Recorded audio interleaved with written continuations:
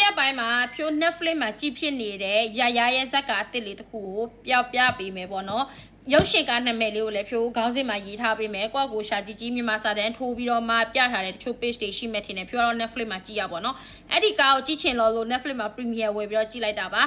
သူ့ရဲ့ဇက်လန်ကကြတော့အချင်းချုံလေးပြောပြမယ်ကောင်မလေးရဲ့နာမည်ကရရဲ့နာမည်ကဒီကားထဲမှာဆိုရင်ခေါင်းစဉ်နာမည်အတိုင်းပဲဒါလာလို့ခေါ်ပါတယ်သူကကြတော့ဒီ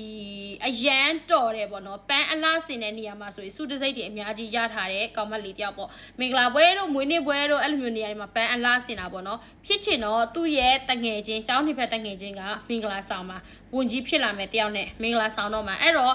မင်္ဂလာဆောင်တော့မဲ့ကောင်မလေးရဲ့အဖေကသူ့သမီးရဲ့တငယ်ချင်းကိုငားပြီးတော့သူ့သမီးမင်္ဂလာဆောင်မှာပန်းအလားစင်ခိုင်းတယ်ပန်းအလားစင်ခိုင်းတော့နှစ်ဖက်မိဘကလည်းသူတို့မျိုးရိုးရဲ့လိုချင်တဲ့ပန်းအယောင်လေးမတူတာကြောင့်ပို့လို့ပေါ့နော်အမြဲအဲ့လိုမျိုးပြိပခတ်လေးတွေလည်းဖြစ်သွားသေးရဲ့ပေါ့နော်အဲ့ချိန်မှာရတော့တော်တော်လေးခေါင်းကိုက်တယ်ပေါ့သူတို့နှစ်ဖက်မိဘကြားမှာပေါ့နော်ရကမနှက်ဖြတ်မှာစားတော့မဲ့မင်္ဂလာပွဲတော့ပေါ့နော်သူပြင်ဆင်ထားတဲ့ပန်းတွေကိုပြပေးဖို့အတွက်ပေါ့နော်တဒိုးသားနဲ့တဒိုးသမီးရောတချို့တော့တက်ဆိုင်တဲ့သူတွေရောသူ့ရဲ့ပန်းအလားဆင်ထားတဲ့အခန်းထဲကိုဂူတောင်ထဲကိုသူကခေါ်လာခဲ့တယ်ခေါ်လာပြီးတော့မှအဲ့ဒီဂူတောင်ရဲ့လိုဝက်နံပါတ်ကိုပါအဲ့လူတွေကိုပြောပြထားတယ်။ဘာကြောင့်လဲဆိုလို့ရှိရင်တော့ညီတို့ကဒီလိုမျိုးလုံးမဲ့သူမဟုတ်ငါပစ္စည်းကိုခိုးမဲ့သူမဟုတ်ဆိုမှပြောပြထားတာပေါ့နော်။ဆိုတော့အဲ့ချိန်မှာဝင်ကြီးဖြစ်လာမဲ့ကောင်လေးကပေါ့နော်သူ့ရဲ့အလားဆင်ထားတဲ့ပန်းအခန်းထဲမှာ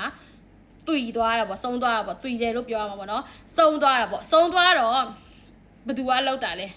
အဓိကတရားခံကိုရှာတာပေါ့နော်ကြည်အရင်ကြည့်လို့ကောင်းတယ်အပိုင်း6ထိရှိရယ်မြန်မာစာတန်းထိုးနဲ့တချို့တော့ page တွေမှာတင်ထား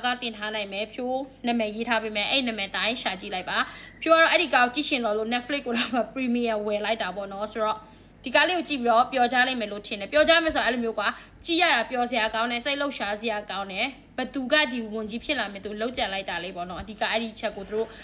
အဖြေရှာကြတာပေါ့နော်ဆိုတော့တော့ရှာကြည့်ပါကြည့်ပြီးလဲ comment မှာရေးခဲ့တော့ဒါပေမဲ့တချို့တော့ကြည့်ပြီးသားသူတွေကဘသူလောက်တာလဲဆိုတော့အဖြေကိုလာမရေးကြနဲ့နော်နောက်ကြည့်မဲ့သူတွေအတွက်ပျော်စရာမကောင်းဖြစ်သွားမှာဆိုလို့